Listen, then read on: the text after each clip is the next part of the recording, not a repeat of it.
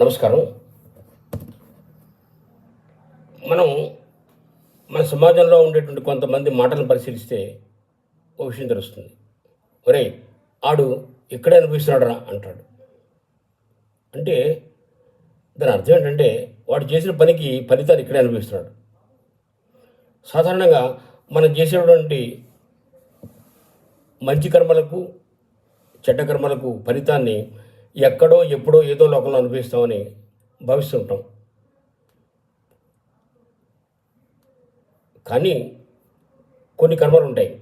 అత్యున్నతమైనటువంటి పుణ్యకర్మలకి, అతిదారుణమైన పాపకర్మలకి ఫలితాన్ని ఇక్కడే అనుభవిస్తాడు, ఈ లోకంలోనే అనుభవిస్తాడు. ఈ విషయాన్ని చెప్పేటువంటి ఒక సూక్తి మనకి పెద్దలు చెప్పారు. ఇది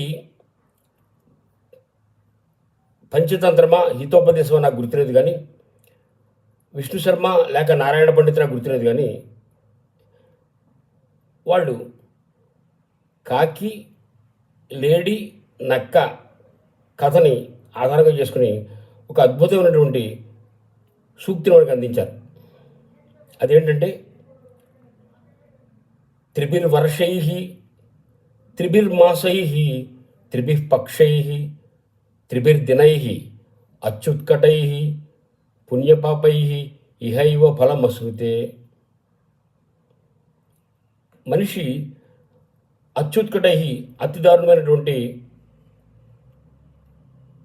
పాపకర్మకు కానీ అతి ఉన్నతమైనటువంటి పుణ్యకర్మకు కానీ ఫలితాన్ని త్రిభిర్వర్షై 3 సంవత్సరాల్లో కానీ, త్రిభిర్మాసై 3 నెలల్లో కానీ, త్రిభిఃపక్షై 3 పక్షాల్లో కానీ, అంటే పక్షం అంటే 15 రోజులు, త్రిభిర్దినై 3 రోజుల్లో కానీ, ఇహైవ ఫలం అశ్నుతే, ఇక్కడే ఫలితాన్ని పొందుతాడు అని చెప్పారు. మనం అనుకుంటుంటాం, మనం ఎన్నో పుణ్యకర్మలు చేస్తుంటాం, మనం ఎన్నో పాపకర్మలు చేస్తుంటాం, ఎవడో చూడొచ్చాడని. కానీ చూసేటువంటి ఒక శక్తి మాత్రం ఉంది. కృష్ణ భగవానుడు అంటాడు, నహి కళ్యాణ కుర్త్కశ్చిత్ దుర్గతిని తాత గచ్చతి. నైనా ఈ లోకంలో మంచి పనులు చేసినవాడు ఎటువంటి నష్టాన్ని పొందడు అన్నాడు.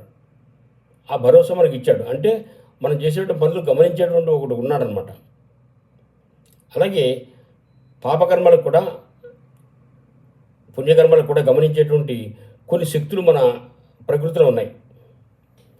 ఇక ఈ విషయం తెలుసుకోవాలంటే మనం మహాభారతంలోకి వెళ్ళాలి. మహాభారతంలో శకుంతల ఒక కుమారుణ్ణి దుష్యంతుడి తీసుకొచ్చి, ఇతన్ని కుమారుడు, ఇతన్ని యువరాజుగా పట్టాభిషేకం చేయంటుంది. దుష్యంతుడు శకుంతలతో అంటాడు, నువ్వెవరో నాకు తెలియదు, ఈ అబ్బాయి ఎవరో నాకు తెలియదు, నువ్వు అబద్ధం ఆడుకుంటాడు. అప్పుడు శకుంతల అతన్ని ఉద్దేశించి కొన్ని మాటలు చెప్తుంది. నాయనా, మానవుడు చేసేటువంటి నడవడికని ఎంతోమంది గమనిస్తుంటారు అంటూ కొన్ని విషయాలు చెప్తుంది. విమలయసో నిధి పురుషవృత్త విరుంగుచునుండి చూవే. అయినా పురుషుల యొక్క నడవడిక చాలామంది గమనిస్తుంటారు. ఏంటి?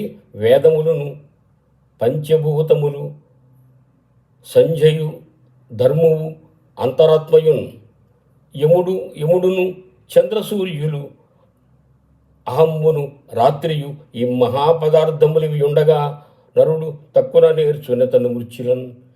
ఇన్ని మన యొక్క నడవడికని గమనిస్తుంటే నువ్వు ఎక్కడే తప్పించిపోతావా అంటుంది.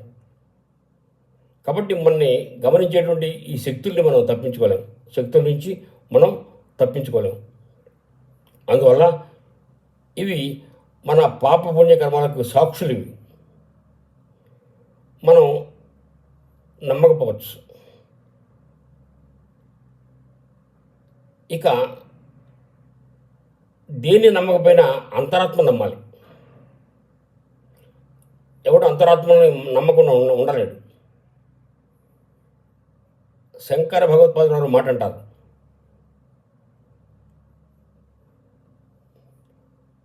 నకోపి ఆత్మానం నా నిరాకరోతి ఏవహి నిరాకర్త తస్యైవ ఆత్మత్వాత్ అన్నారు. ఎవడు ఆత్మని కాదని అనలేట, ఎవడంటున్నాడో వాడే ఆత్మ కాబట్టి. So no one can deny his own existence. అందువల్ల ఎవరిని మనం కాదనొచ్చు, ఏమన్నా అంతరాత్మను మాత్రం కాదనలేము. కాబట్టి అంతరాత్మ సాక్షిగా మనకి ఎప్పుడూ ఉంటుంది. అందువల్ల మనం చేసేటువంటి పుణ్యపాపాల యొక్క ఫలితం ఆత్మలో రికార్డే ఉంటాయి. మానవుడు చేసినటువంటి చిన్న డివైస్ మనం ఏ ఏ కార్యక్రమాలు చూస్తున్నాం, ఎంతసేపు చూస్తున్నాం, ఎన్ని నిమిషాలు చూస్తున్నాం అని తనలో రికార్డ్ చేసుకుని మనకు అందిస్తుంది. ఎలక్ట్రానిక్ డివైస్, చిన్న డివైస్, ఇది అందరికీ అనుభవంలో ఉండే విషయమే.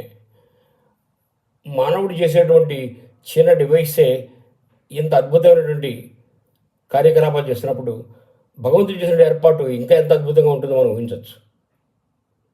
అందువల్ల మనం చేసేటువంటి పుణ్యకర్మలు ఎవరికి తెలియకుండా పోవు, ఇంతమంది గమనిస్తుంటారు. ఎవరు గమనించినా గమనించకపోయినా మన అంతరాత్మ మనం గమనిస్తూ ఉంటుంది. కాబట్టి మనం ఎవరినైనా మోసం చేయొచ్చు, కానీ మన అంతరాత్మను మోసం చేసుకోలేము. అందువల్ల మానవుడు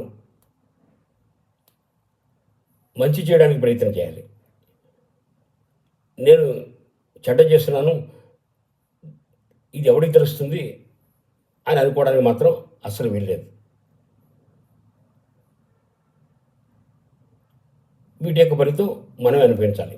మనకు డౌట్ రావచ్చు. ఒకడు ఉంటాడు, చాలా మంచి పని చేస్తుంటాడు, ఎప్పుడు ఏడుస్తూనే ఉంటాడు, బాధపడుతూనే ఉంటాడు. అలాగే ఒకడు ఉంటాడు, చాలా చెడ్డ పని చేస్తుంటాడు, చాలా సుఖంగా ఉంటాడు. ఇక్కడ పొంతన కుదరదు. వాడు ఎప్పుడు మంచి పని చేస్తున్నాడు, ఎప్పుడు బాధపడుతున్నాడు, వీడు ఎప్పుడు చెడ్డ పని చేస్తున్నాడు, ఎప్పుడు సుఖంగా ఉన్నాడు అని మనం అనుకోవడానికి వీల్లేదు.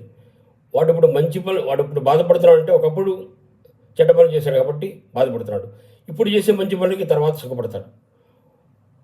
ఒకప్పుడు ఒకడు సుఖపడుతున్నాడంటే ఒకప్పుడు మంచి పని చేసేటప్పుడు సుఖపడుతున్నాడు, ఇప్పుడు చేసి చెడ్డ పనులకి తర్వాత అనిపిస్తాడు.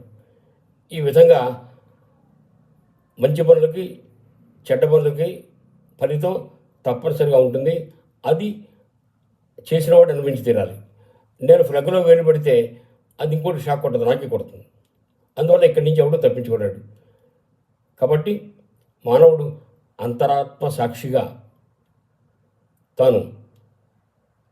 తన వీలైనంతలో ఎప్పుడు మంచి పనులు చేయాలి. నేను చెడ్డ పనులు చేస్తున్నాను, నన్ను ఎవడు గమనించలేడు అని మాత్రం భావించడానికి వీల్లేదు. ఎందువల్లంటే ఇంతమంది సాక్షులు మనకున్నారు. ఈ సాక్షులు మనం నమ్మినా నమ్మకపోయినా మనం కాదనలేనటువంటి ఒక సాక్షి ఉంది, అదే అంతరాత్మ. అంతరాత్మ సాక్షిగా మనం ప్రవర్తించాలి. ఇది మాత్రం తిరుగులేనటువంటి సత్యం. కాబట్టి మానవుడు ఏది నమ్మినా ఏది నమ్మకపోయినా అంతరాత్మ నమ్మాలి. ఈ ప్రపంచంలో చాలా మతాలు ఉన్నాయి. అందులో కొన్ని మతాలు దేవుణ్ణి నమ్మవు, భగవంతుని నమ్మవు. భగవంతుడిని నమ్మని మతాలు కూడా కర్మను నమ్ముతాయి, కర్మ ఫలితాన్ని నమ్ముతాయి. కాబట్టి మానవుడు కర్మ ఫలితం యందు ఆసక్తి కలవాడై ఉత్తమ కర్మలు చేస్తూ ఉన్నతమైనటువంటి జన్మను పొందాలి. చెడ్డ కర్మలు చేస్తే చెడ్డ జన్మ, దానికి తగినటువంటి ఫలితాలు తప్పవు అనే విషయాన్ని గుర్తుపెట్టుకుని చాలా జాగరూకతతో ప్రవర్తించాలి. ఎవరికి తెలియదని మాత్రం అనుకోకూడదు. ఎవరికి తెలియకపోయినా అంతరాత్మకు మాత్రం అన్నీ తెలుస్తాయి. అంతరాత్మలో అన్నీ రికార్డ్ అయి ఉంటాయి. ఏ విధంగా మానవుడు చేసినటువంటి ఒక చిన్న డివైస్లో మనం చేసేటువంటి ప్రతి యాక్టివిటీ నిబద్ధమై ఉంటుందో, మానవుడు చేసేటువంటి అన్ని కర్మల యొక్క వివరాలు ఆ డివైస్లో అంతరాత్మలో నిబద్ధమై ఉంటాయి. కాబట్టి జాగరూకతగా ప్రవర్తిస్తే మంచిది. నమస్కారం.